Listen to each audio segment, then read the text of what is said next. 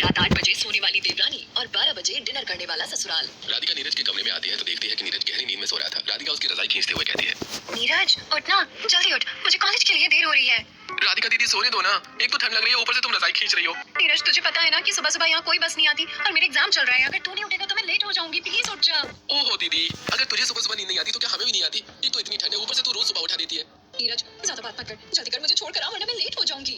अब नीरज अपनी पापा की बाइक निकालता है और राधिका को कॉलेज छोड़ आता है। राधिका कॉलेज से लौटकर शाम को घर आती है। शाम को जैसे ही 7 बजते हैं तो राधिका अपनी माँ से कहती है, माँ आपने अब तक खाना नहीं बनाया, मुझे बहुत जोर की भूख लगी है। आपको तो पता है ना कि मुझे जल्दी नींद आने लगती है। हाँ बेटा, बस बन ही रहा है, तेरे पिताजी आते होंगे फिर साथ में खाना खा लेना। नहीं माँ, मुझे नींद आ रही है, पिताजी लेट आएंगे। तब तक मुकेश भी वहाँ जाते हैं और राधिका की बात सुनकर कहते हैं, अरे कामिनी, कितनी बार कहा है अगर बिटिया जल्दी खाना मांगती है तो उसे दे दिया करो। जल्दी सोना और जल्दी उठना तो अच्छी बात होती है, और हमारी राधिका बिटिया जल्दी सोती है तो जल्दी उठती भी तो है। देखा माँ, पिताजी को भी मेरा जल्दी सोना और जल्दी उठना अच्छा लगता है। वैसे भी मुझे ठंड लग रही है, मैं खाना खाकर जल्दी से सो जाऊंगी। ठीक है समझ गई। अच्छा तुम लोग बैठो, मैं खाना निकाल देती हूँ। सभी लोग डाइनिंग टेबल पर बैठ जाते हैं। कामिनी सबके लिए खाना परोस देती है, सभी खाना खाते हैं और फिर राधिका सोने के लिए अपने कमरे में चली जाती है। राधिका रजाई ओढ़कर सो ही रही होती है कि तभी नीरज वहाँ आता है और कहता है, दीदी सुनना, मुझे तो एक काम है।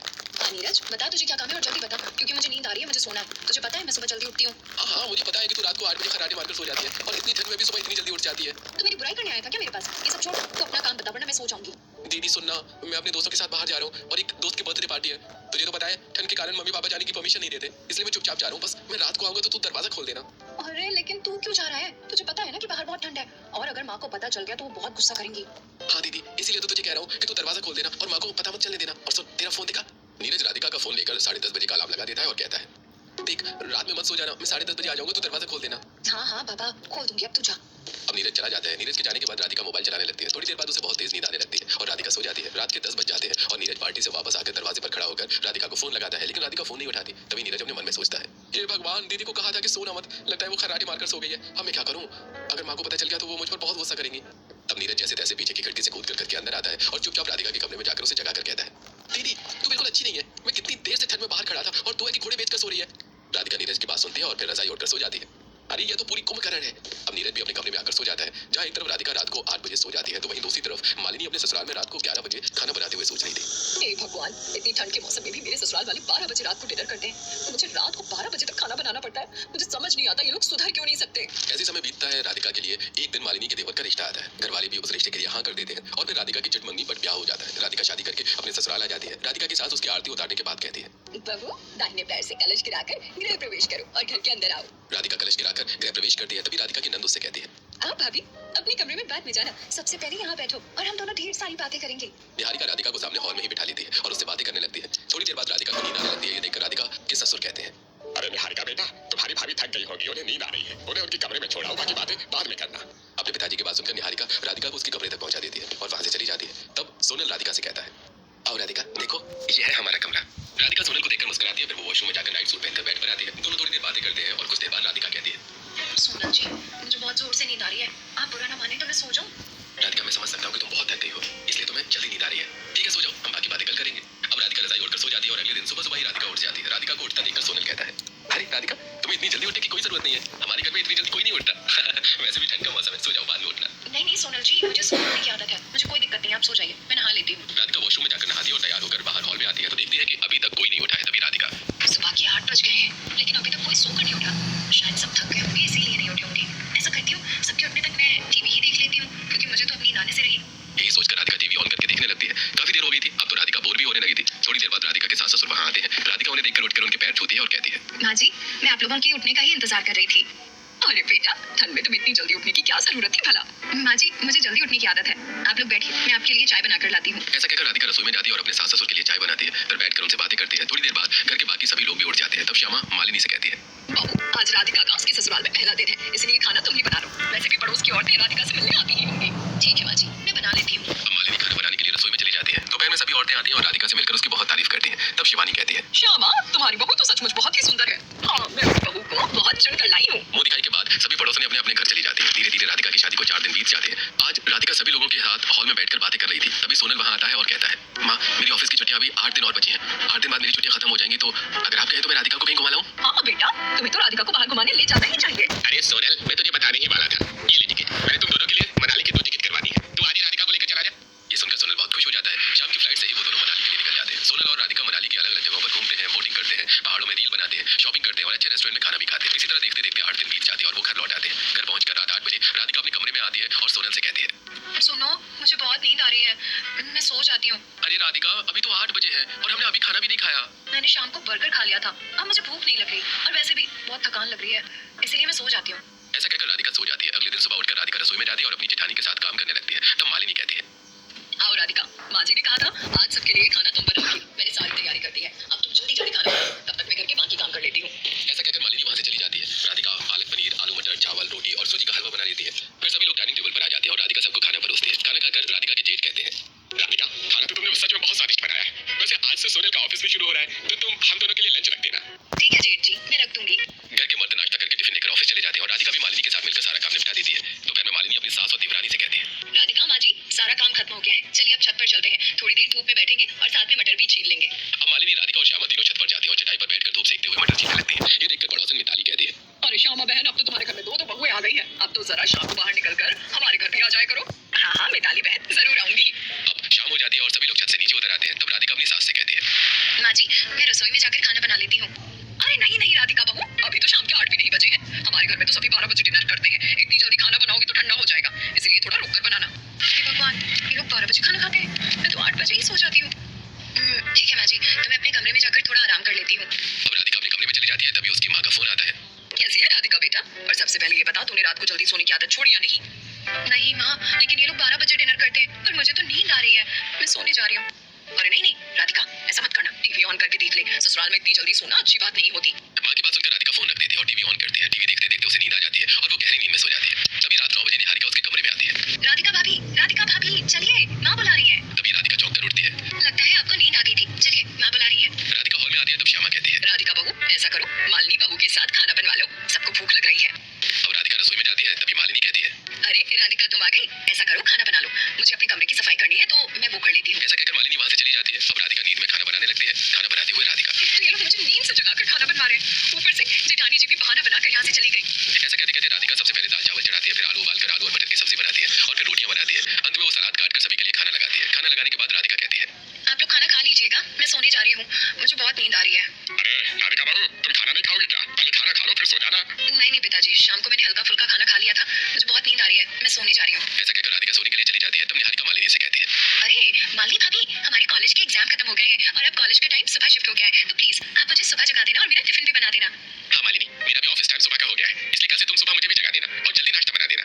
मालिनी बेटा, जब ये लोग जल्दी उठ रहे हैं तो सुबह मेरा भी नाश्ता जल्दी बना देना। सोच रहा हूँ कल से मॉर्निंग वॉक पर जाया करूँ। जी पिताजी, ठीक है, मैं बना दूंगी। सभी लोग खाना खा लेते हैं और अपने अपने कमरे में जाकर आराम करते हैं। अगले दिन सुबह श्यामा मालिनी का दरवाजा खटखटाते हुए कहती है, अरे मालिनी बहू उठ जा, तुझे पता नहीं है क्या आज सुबह सभी को जल्दी निकलना है, जल्दी उठ वरना देर हो जाएगी। तभी मालिनी नींद से उठकर अपने आप से कहती है, हे भगवान, पहले सभी लोग देर से उठते थे और अब ठंड में सभी जल्दी उठेंगे, मुझे तो जल्दी उठने की आदत ही नहीं है। मालिनी उठती है और बाहर आती है। तब श्यामा उससे कहती है, बहू जल्दी से हम दोनों के लिए चाय बना दे और उसके बाद जल्दी नाश्ता बनाने की तैयारी शुरू कर देना।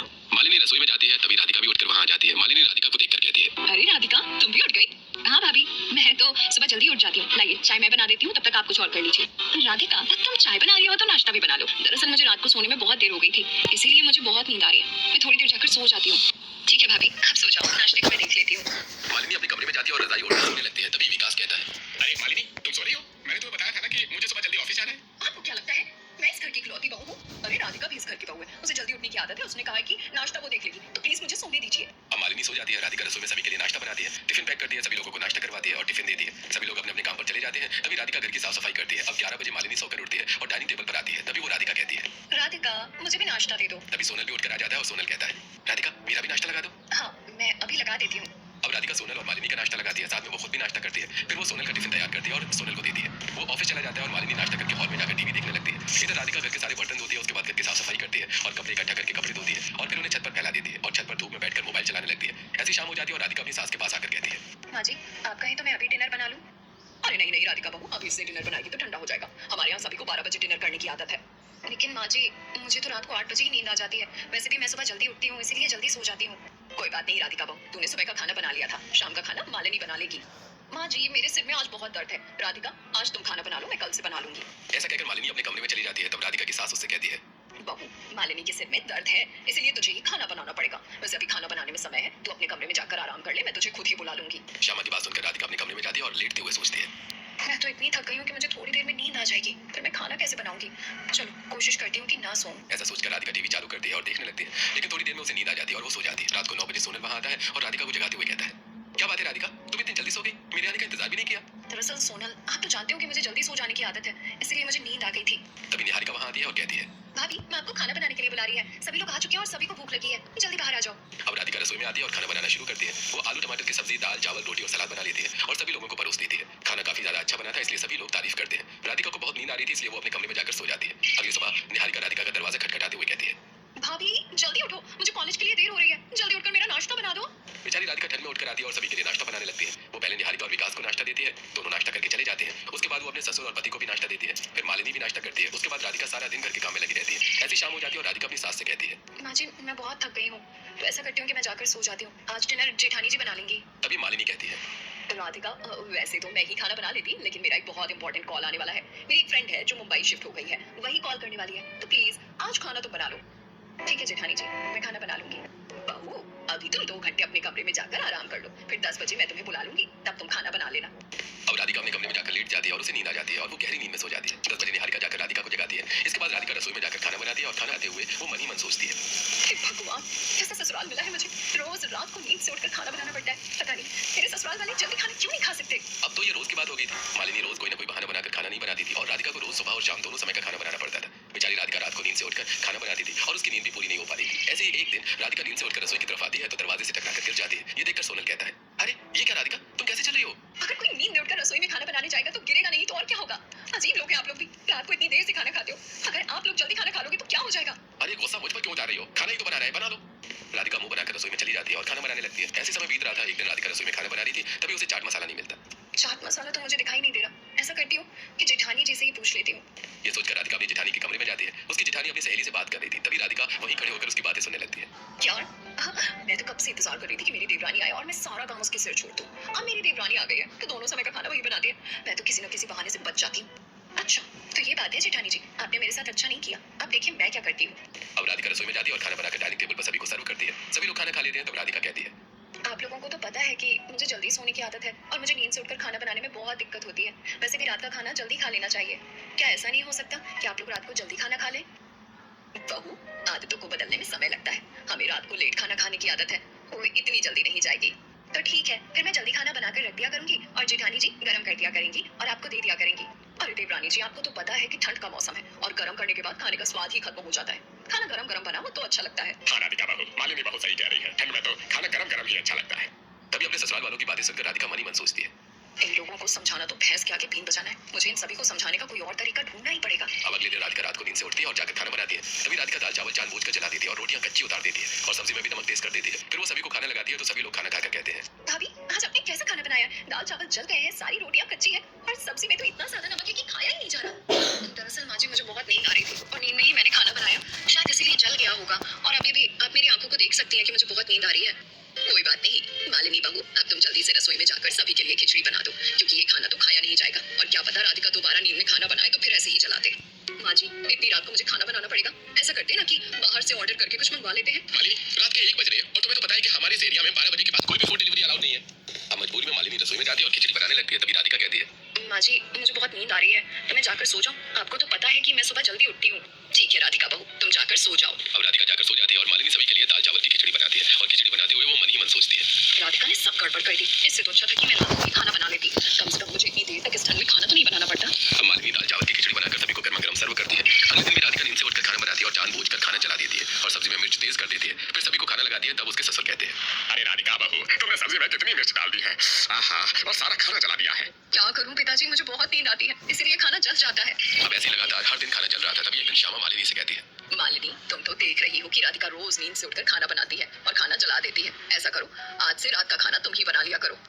माँ जी, आप तो जानती हैं कि मुझे घर में कितने सारे काम होते हैं, इसलिए मैं रात का खाना नहीं बना पाऊंगी। वो आप राधिका से ही बनवाओ। ऐसा कहकर मालिनी वहां से चली जाती है। अब राधिका भी सोने के लिए चली जाती है। जला हुआ खाना कोई नहीं खाता और सब लोग भूखे सो जाते हैं। रात को निहारिका को भूख लगती है तो वो उठकर अपनी माँ के कमरे में आती है और कहती है, माँ, मुझे बहुत भूख लग रही है। भाभी तो आजकल रोज जला हुआ खाना बनाती है, मुझसे खाया ही नहीं जाता। तू सही कह रही है, हमें भी भूख लग रही है। ऐसा करो, मैगी बना लो, हम भी खा लेंगे। तब तक हम हॉल में बैठते हैं। अब निहारिका रसोई में जाकर सभी के लिए मैगी बना लेती है। तब तक उसके दोनों भाई भी उठकर हॉल में आ जाते हैं। निहारिका सभी को मैगी लाकर देती है। सभी लोग मैगी खाते हैं। अब तो अक्सर निहारिका रात को सभी के लिए मैगी बनाने लगी थी। एक दिन मैगी खाते हुए निहारिका टीवी ऑन करती है। टीवी में शायद ये बात सही है कि रात को देर से खाना खाने से स्वास्थ्य को नुकसान पहुंचता है। आजकल लगातार मेरे पेट में दर्द हो रहा है।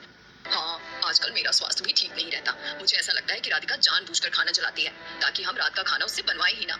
अगर ऐसा वो करती भी है तो क्या गलत करती है? गलती हम सबकी है। हमने रात को देर से खाना खाने की आदत डाल रखी है। इससे दोहरा नुकसान, एक तो हमारी बहुएं परेशान होती हैं, दूसरा हमारे स्वास्थ्य को भी नुकसान हो रहा है। मुझे लगता है कि अब समय आ गया है कि हमें खुद को बदलना चाहिए। हाँ पिताजी, आप सही कहते हैं। हमें शाम को जल्दी खाना खा लेना चाहिए। तो ठीक है, कल से हम लोग भी शाम को ही खाना खा लिया करेंगे। सभी लोग इस बात पर एग्री हो जाते हैं और अगले दिन श्याम अपनी दोनों बहुओं को बुलाकर कहती है, राधिका बहू, मालिनी बहू, आज के बाद तुम दोनों में से किसी को भी रात को खाना बनाने की जरूरत नहीं है। तुम लोग शाम को ही खाना बना लिया करो, हम शाम को ही खा लेंगे। ये सुनकर दोनों बहुएं बहुत खुश हो जाती हैं और अब उनके यहाँ शाम को ही खाना बनता है और सभी जल्दी सो जाते हैं।